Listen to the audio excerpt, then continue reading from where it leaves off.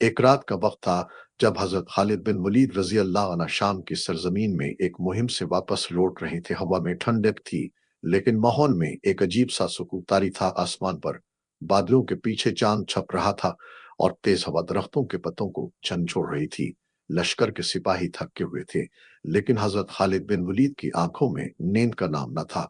वो हमेशा की तरह अल्लाह के जिक्र में मशहूर थे कि अचानक एक सिपाही दौड़ता हुआ आया और बोला, या सैफ अल्लाह, कुछ अजीबो गरीब आवाजें पहाड़ी के उस पार से आ रही हैं।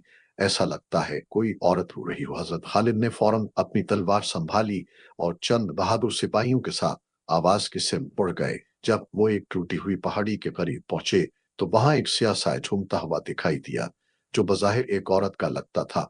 वो सर पर लंबा दोपटा लिए रो रही थी और जमीन को नोच रही थी। हजरत खालिद ने बुलंद आवाज में कहा, ए औरत, कौन हो तुम और रात के इस पहर यहाँ क्या कर रही हो? औरत ने सर उठाया और एक खौफनाक चीख मारकर बोली, "ये खालिद बिन वलीद, क्या तुम मुझे नहीं पहचानते? मैं वो हूँ जिसे लोग चुड़ैल कहते हैं। मैं उस वादी की मुहाफिज हूँ जहां से तुम्हारे लश्कर का गुजर हुआ है।" हजरत खालिद ने अल्लाह का नाम लेकर कहा, "रे अल्लाह के दुश्मन की बंदी, अगर तो हकीकत में चुड़ैल है तो मेरे रब के हुक्म से तुझे आज इस जमीन पर ठहरने की इजाजत नहीं है।"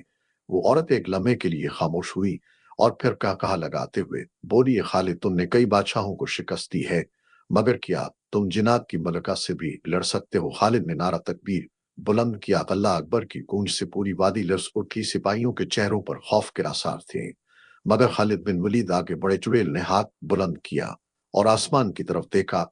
अचानक आसमान पर बादलों की बिजली चमकी और हवा में एक अजीब बू फैल गई। खालिद ने सूरह अल फलक और सूरह नास की तिलावत शुरू की। चुड़ैल पीछे हटने लगी, उसके चेहरे का रंग बदलने लगा, आंखें आग की मानंद दहकने लगे। खालिद बिन वलीद ने अपनी तलवार निकाली और कहा, मेरे रब के नाम से मैं तुझ पर वार करता हूं। तलवार के चलने से रोशनी की एक चमक पैदा हुई और वो औरत एक खौफनाक चीख मारकर गायब हो गई।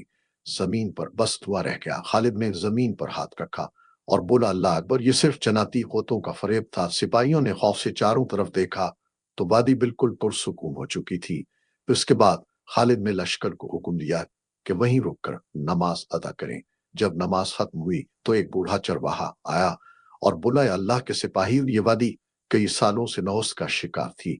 जो भी यहां से गुजरता किसी ना किसी बिला का शिकार होता।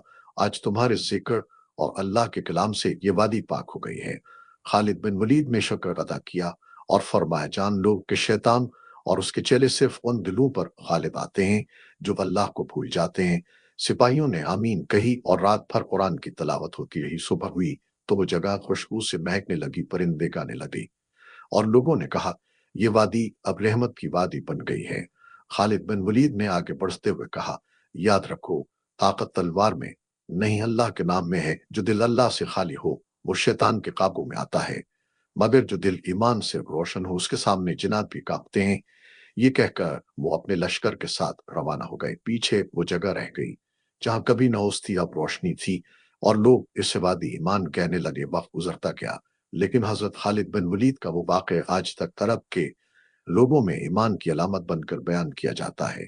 कहते हैं कि जिस रात उन्होंने चुड़ैल का सामना किया था, उसके बाद कभी किसी को वहां जिन या आसिफ दिखाई नहीं दिया, बल्कि जो भी वहां से गुजरता उसके दिल में ईमान और शजाअत की रोशनी पैदा हो जाती। और यही वो रात थी जब चुड़ैल के गुरूर को एक अल्लाह वाले ने अपने ईमान की कुव्वत से शिकस्त दी थी।